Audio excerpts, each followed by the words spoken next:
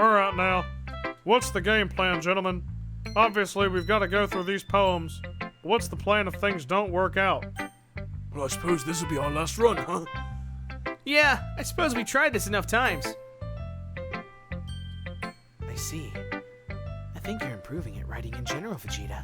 But I can't help but feel a little bit foolish. What for? Just, I feel like I kept trying to offer advice when it should have been clear to me that you prefer a different writing style. I probably just sounded arrogant. I'm so stupid. Yuri, that's a little... No, you don't understand. I spent so much time about worrying what's better and worse. Not just with you, Natsuki and Sayori. It's obvious why nobody has fun when talking to me. And because of that, I'll just keep my mouth shut about your poem. Oh, that's alright. Not the first time I've seen you do that. I don't think it's ever as bad as you make it sound in your head. I think if people really didn't like talking to you, then it would be a lot more obvious. I know that you like read deeply into things, but some things are just worth taking at face value. I've gotten so used to it that it's hard for me to comprehend any other possibility. Gotten used to what? Reading deeply into things? Being disliked.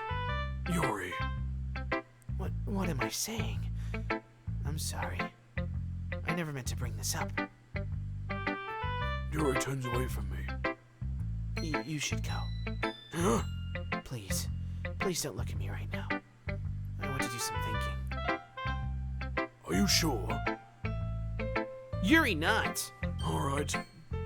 I leave Yuri be. Comforting or reassuring her is nearly impossible as it is. So when she wants to be alone, I think anything I could say could only make things worse. I feel bad, but thankfully she doesn't take it out on me. I'll wait until she's feeling a bit better. Hi, Vegeta. Have you thought about what you want to submit to perform at the festival? Well, Being in this club is one thing, but performing in front of a bunch of people. I'll have to give it some more thought. Okay, no pressure. But whatever you do, I'm sure it'll turn out great. It would also make me happy to see. Anyway, let's take a look at today's poem. Sure. I'll let Monica take the poem I'm holding in my hands. I like this one. Makes me think of something Sayori would like. Is that so? You and Sayori are really good friends, right? I wouldn't be surprised if you had these sort of things in common. Well, we may be good friends, but Sayori and I are actually pretty different. Huh. Well, that may be the case, but maybe there are also some similarities that you wouldn't expect. The way she talks about you, sounds like the two of you really care about each other's well-being. Even if you show it in different ways, it ends up being more similar than you think. So I think that's the kind of vibe I get when I'm reading your poem. Sure you're not reading into it too much? I could be. Oh gosh, I sound like Yuri. But in any case, Sayori's writing has kind of a gentle feel to it. I can tell that she likes exploring with emotions, like happiness and sadness. Who knew that someone so happy would enjoy sad things too? Yeah, that's totally unexpected. Well, to each their own. And you shouldn't be afraid to experiment a little bit either. Anyway, I'll share my poem with you now, alright? Alright. The Lady Who Knows Everything. An old tale tells of a lady who wanders earth. The lady who knows everything. A beautiful lady who has found every answer. All meaning, all purpose, and all that was ever sought. And here I am, a feather, lost adrift the sky, victim of the currents of the wind. Day after day, I search with little hope, knowing legends don't exist. But when all else has failed me, when all others have turned away, the legend is all that remains, the last dim star glimmering in the twilight sky. Until one day, the wind ceases to blow. I fall, and I fall and fall and fall even more, gentle as a feather, a dry quill, expressionless. But a hand catches me between the thumb and forefinger, the hand of a beautiful lady. I look at her and find no end to her gaze. The lady who knows everything knows what I'm thinking. Before I can speak, she responds in a hollow voice. I've found every answer, all of which amount to nothing. There is no meaning, there is no purpose, and we seek only the impossible. I am not your legend. Your legend does not exist. And with a breath, she blows me back afloat, and I pick up a gust of wind. Great job, Hank. Really beautiful. I agree. Remarkable reading. Thanks, fellas. You know, I feel like learning and looking for answers are the sort of things that give life meaning. Not to get too philosophical or anything, but it was kind of on my mind, so that's what I said. I see. I never really put much thought into it. In a way, it's almost paradoxical. Because if we had all the answers, wouldn't the world start to lose its meaning? You know, there's one thing I noticed. It seems like everyone in the club prefers writing about things that are more sad than happy. Are you surprised? I mean, if everything was okay, we wouldn't really have anything to write about, would we? Humans aren't two-dimensional creatures. Oh, sorry guys, I had a yawn. That's alright, you've been reading a lot, Hank. I think you'd know that better than anyone. You mean one-dimensional? Oh, yeah, that. Anyway, here's Monica's writing tip of the day. Are you ever too shy to share your writing because you're afraid it's not that good? It can be really disheartening to get a lukewarm response to something you put so much into. I can relate to this terribly. But if you find the other people willing to enjoy writing, and sharing becomes a lot easier.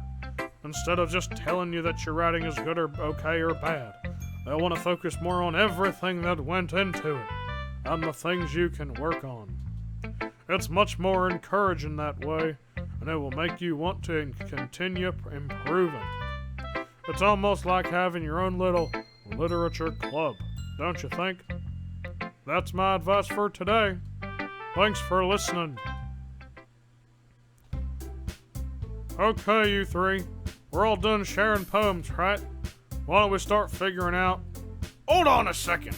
It's just me, or did you say something strange just now? Huh? Something did sound a bit unusual. That's right. You deviated from your usual catchphrase when addressing the club. Catchphrase? I don't have a catchphrase. Jeez.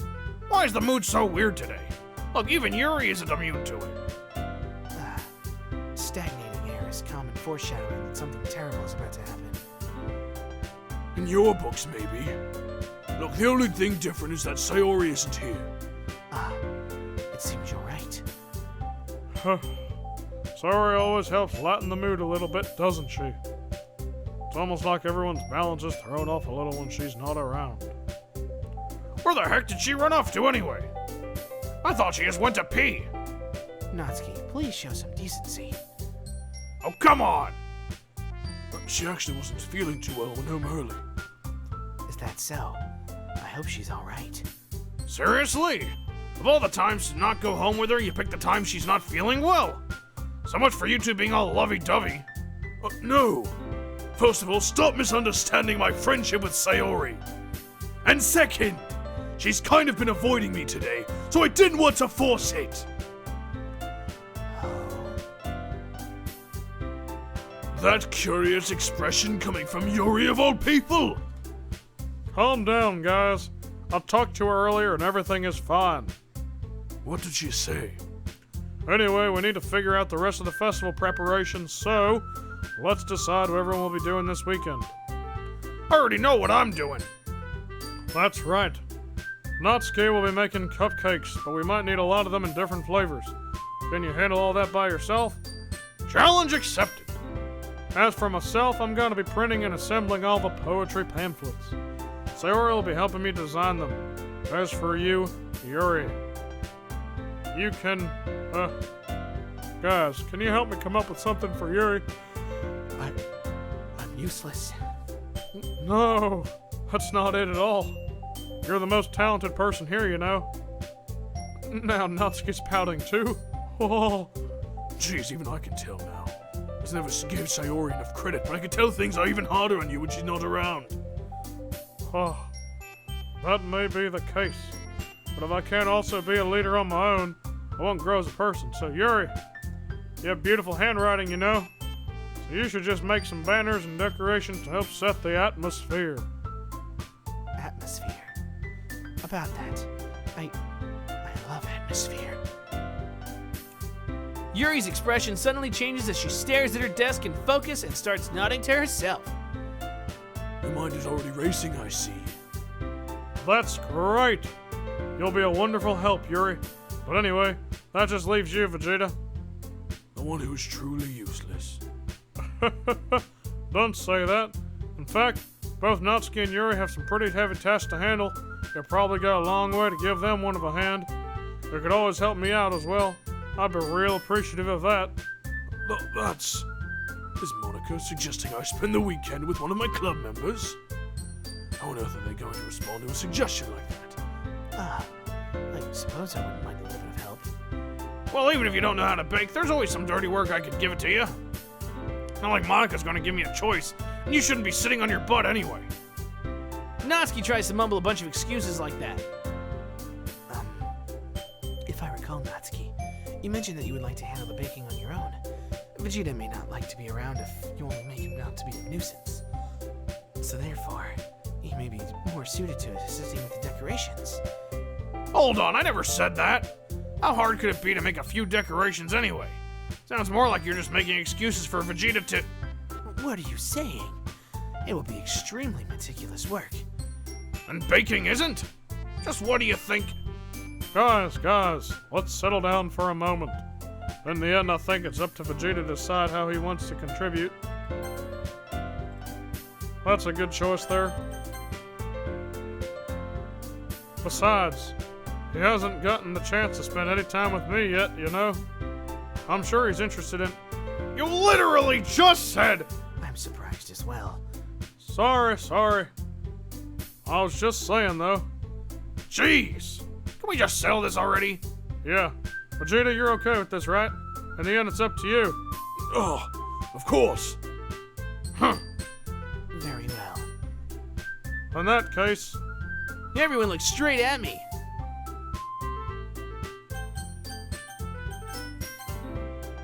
Well, I guess I should probably be helping Monica. Yay! You picked me! Hold on 1 second. Yeah. Monica! You're the one who needs the least help out of all of us. But...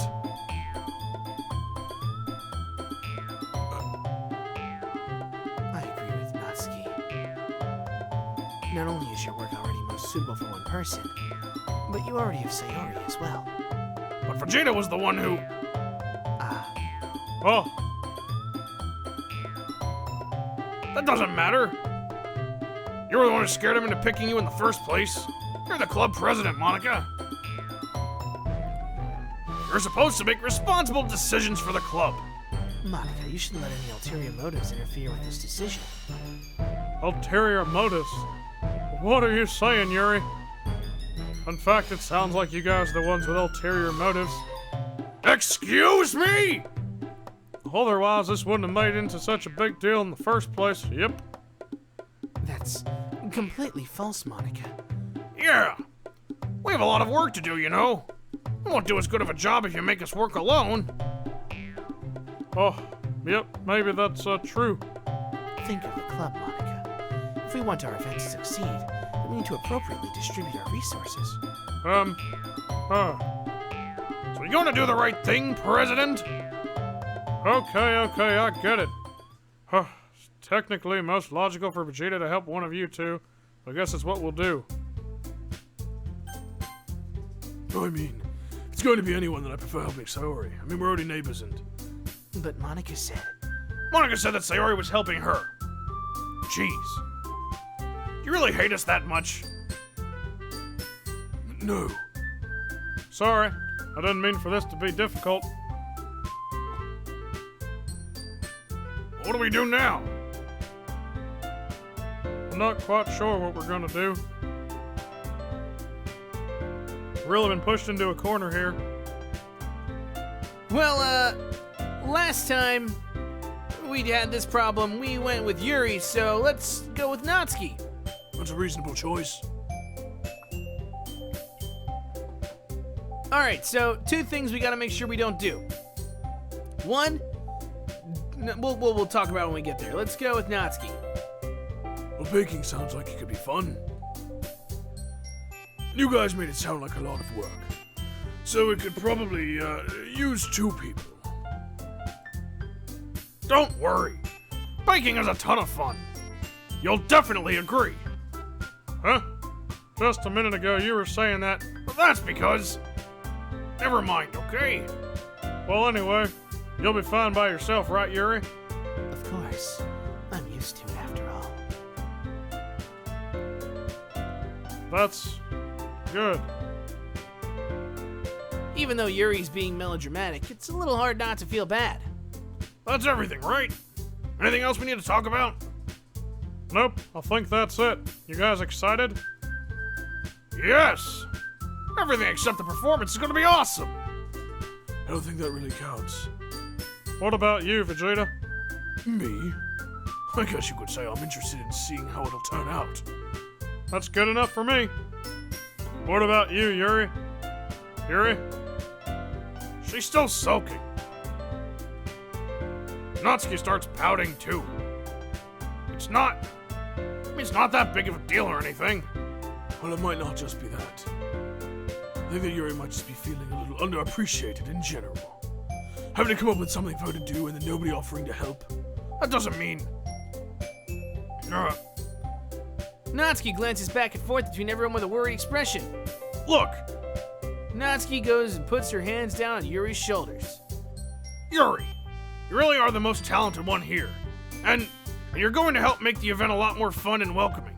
I mean, the cupcakes will probably help a lot too, but you're going to make the atmosphere special. That'll be really important for the way that people feel during the performances. So, you need to stop being dumb and give yourself a little more credit.